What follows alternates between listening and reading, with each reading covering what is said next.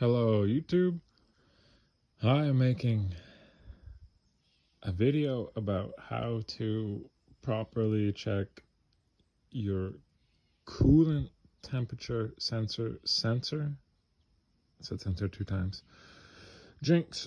And cold start time, or what they call in the book here, start injector time switch.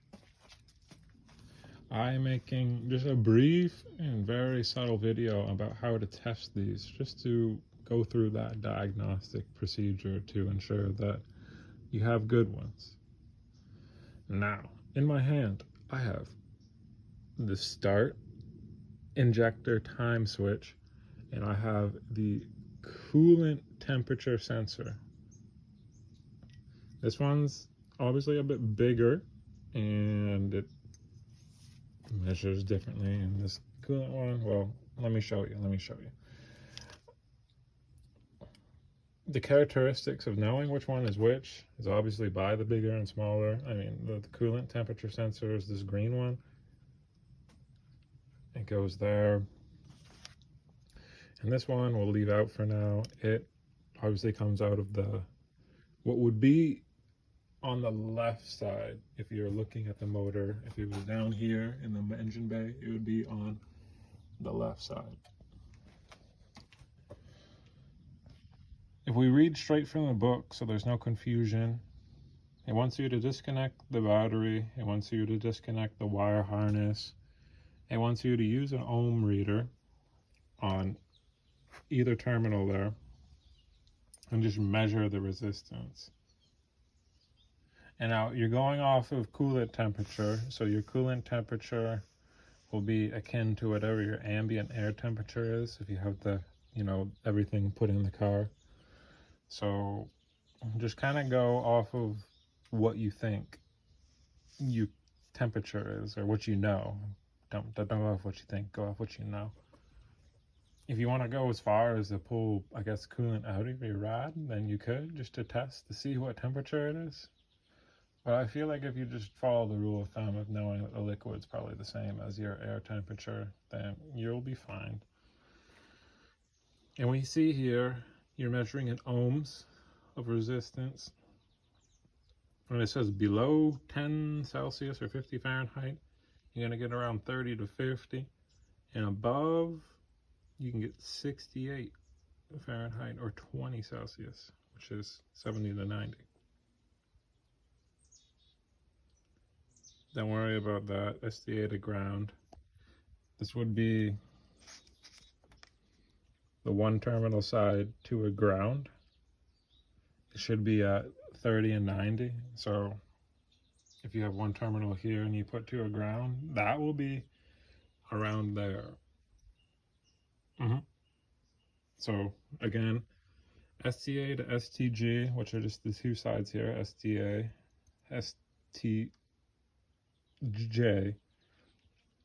confusing words, 30 to 50 if below, 70 to 90 if above, and then if ground, STA to ground, it's going to be your 30 to 90. It doesn't matter what temperature, because you're just testing the ground passageway of what this is to there. Easy does it, eh? That's a quick check without having to buy this part, which is like $100 and something. You just go in the book here, I provide it happily for you, just to show, because this problem has given me a lot of grief in the past. And that's how you just, you save. And I wish I would have knew this beforehand and scouring many forums to figure out this problem. But onwards we go, because there's always more to learn. Coolant temperature sensor. This one, this is what you will actually see in most cars. This is what you will see almost in every car. More generic looking, smaller, more cost efficient, convenient. Still gives you accurate readings. This one, they call it the start injector time switch because it uses For Toyota, it just uses an extra injector when it's cold to help compensate for the fuel, because the injectors just don't put enough fuel in, which is fair. Everybody makes their cars, the way they want them. This you have on the right side. This, you don't get a chart like this. This, you get a graph that you have to read. And pretty much, considering whatever your temperature is on the bottom here, whatever you have it at, which is 0, negative 20, 20, 40, whatever, all the way up to your resistances in K, so thousands, you will measure and just see what it is in correlation. So if you are at 20 or 68 Fahrenheit, you should be roughly at, I want to say 2,000 ohms, maybe a little bit more, maybe like 2,200, in that range. If you are testing this and it's cold out, it's fall, you got almost 0, almost freezing, then 0, you should be roughly, I would say, at maybe 8,000, maybe a little bit more. You actually would be looking at way more, probably about 12,000. And if you want to make it easier on yourself, you would actually take the sensor out. You can plug this hole with whatever you can find, plug this hole, take the sensor out, and you can actually warm up a cup. This is my coffee cup, but you could warm up a cup with hot water.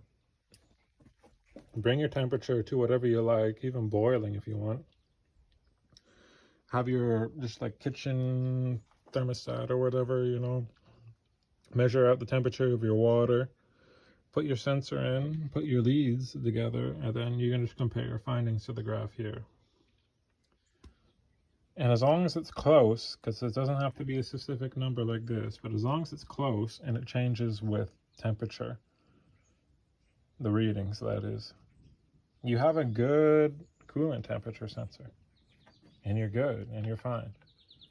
You don't have to worry about buying a $30 part. You just do that, and then Bob's your uncle, really, and you're fine. Now, let's take a step back. We're done. No more worries. That's all I wanted to show you. That's all I wanted to get into. I don't want to open up any more worms, a can of worms, and we need to. That is simply what you will do to check for, specifically only on this Toyota 22RE, which is 1993. But it applies to just more than 1993. It applies also to like a wider range of this 22RE, this generation of 22RE. So chances are this one and this one, I don't know. This one has broken on me before, personally. So I would probably look at this one maybe breaking. It's just more expensive.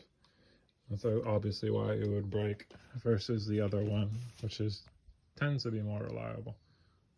But I guess I said I would open no more cans of worms, but I'll have to open one more. I noticed on my old one, it was getting a lot of old corrosion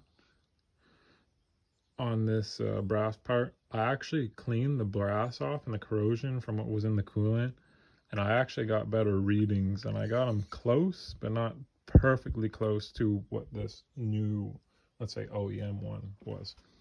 So that's one trick you could do with yours if you truly want to get your results maybe close to what it is in there without having to buy a new one, which is like $200-something, and then you might be okay. Because keep in mind that one only turns on before the green one warms up, and then it shuts the black one off. That was something very crucial I should have Probably said in the beginning, but we're here now. So, yeah. Last can of worms, I swear.